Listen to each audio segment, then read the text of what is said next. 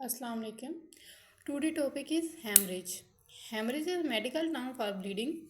खून का बहना. It refer to escape of blood from the rupturing blood vessels. कोई भी हमारी blood vessel rupture हो जाती है तो उससे क्या होगा, ब्लड निकलेगा तेज़ी से, उसे हम हेमरेज कहते हैं। ये दो तरह के हो सकते हैं, इंटरनल और एक्सटर्नल। एक्सटर्नल की बात करें तो blood leave the body through one nose, ज़ख्म ज़रिए, वाउंड या नोज़ या माउथ या अदर ओपनिंग के ज़रिए से क्या हो जाता है, एक्सटर्नल यानी बाहर की तरफ निकल रहा है। तो कौन कौन सी ओपनिंग है, या तो कोई ज़ख्म वगैरह है तो यहाँ नोज़ के ज़रिए या माउथ या अदर ओपनिंग के ज़रिए क्या होगा, खून बाहर निकलेगा। इंटरनल बोल लें तो वो बॉडी के अंदर ही ब्लड होता है, ठीक है। मतलब कि कोई भी ऑर्गन या टिश्यू डैमेज हो रहा है, बॉडी कैविटी डैमेज हुई है और अंदर ही खून बह रहा है, बाहर नहीं निकल रहा, और ये डेंजरस होती है एक्सटर्नल से भी। तो ये ज़्यादा डेंजरस होती है और ये डिटेक्ट करना मुश्किल हो जाती है और कॉज करता है स्वेलिंग वगैरह हो जाती है, bursting and stock shock. Specific type area के हिसाब से हम बात करें तो वो है internal intra intra cranial haemorrhage. Cranial मतलब स्कल को कहते हैं। तो अब ब्लीडिंग हाँ हो रही है इनसाइड द स्कल, ठीक है, इनसाइड द स्कल। आगे गैस्ट्रो इंटेस्टाइन की बात करें, गैस्ट्रो इंटेस्टाइन तो bleeding inside the digestive tract. आगे है पोस्टपार्टम। पोस्टपार्टम की बात करें तो वो हैवी ब्लड ब्लीडिंग होती है जब चाइल्ड की बर्थ होती है, चाइल्ड बर्थ, उसके बाद क्या होता है, हैवी किस्म की ब्लीडिंग वगैरह, उसे हम कहते हैं प्लुमिनरी हेमरेज। तो वो ब्लीडिंग हाँ हो रही है लंग्स में, तो नाम से ही हमें नज़र आ रहा होता है, अब नीजल है तो ब्लीडिंग हाँ हो रही है नोज़ में। तो कुछ हेमरेज की काजेस भी हैं, मतलब किस तरह हेमरेज होगा, किस तरह खून बहेगा, अंदर बहेगा बाहर बहेगा, किस वजह से। यहाँ तो कोई इंजरी हो जाती है, एक्सीडेंट वगैरह हो सकता है, कोई ट्रॉमा हो सकता है, या हाई ब्लड प्रेशर हो जाता है। तो हाई ब्लड प्रेशर हो उस वजह से भी हो सकता है। यहाँ हाई ब्लड प्रेशर होगा तो क्या होगी, वो हमारी जो है ब्लड वेसल वो रैप्चर हो जाएगी, ठीक है। फॉर एग्जांपल जैसे एन्यूरिज्म। आगे हमने बताया कि क्लोटिंग डिसऑर्डर हो जाए, क्लोट्स बनना स्टार्ट हो जाए, जिसको हीमोफीलिया कहते हैं।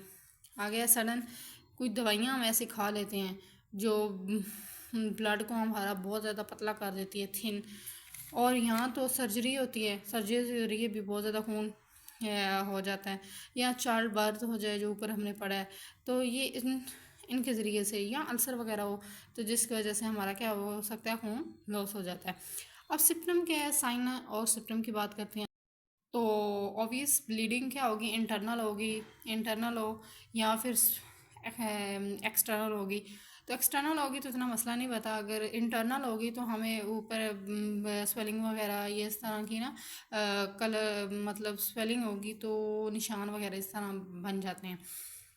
आगे वीकनेस हो जाती है, इंसान को बहुत ज़्यादा कमज़ोरी फील होती है, धुंधला धुंधला धुंधला नज़र आता है, ठीक है। आगे आ जाता है drop in the blood pressure. Blood pressure उनका बहुत ज़्यादा कम रहता है, हार्ट बीट ज़्यादा हो जाती है, और उनका कलर बहुत ज़्यादा, वो उनका जिस्म ठंडा हो जाता है, क्रीमी स्किन हो जाती है, पेल येलो या क्रीमी स्किन। फिर ट्रीटमेंट आप बोल लें, इसकी ट्रीटमेंट कैसे की जाती है। तो स्टॉप द ब्लीडिंग, ब्लीडिंग को पहले तो स्टॉप किया जाएगा, चाहे इंटरनल है चाहे एक्सटर्नल है, उस ब्लीडिंग को हम किसी ज़रिए से स्टॉप करना चाहते हैं कि ब्लीडिंग स्टॉप हो। तो अगर एक्सटर्नल है सॉरी, तो हम उसे क्या कहते हैं, प्रेशर लगाते हैं, मतलब कोई चीज़ या कोई चीज़ ऊपर रखते हैं इस तरह से, ताकि हमारी वो ब्लीडिंग बाहर ना आए। कोई कपड़ा वगैरह भी, कोई ऐसा होता है एक्सीडेंट हो तो कोई कपड़ा बांध देते हैं इस टाइप से।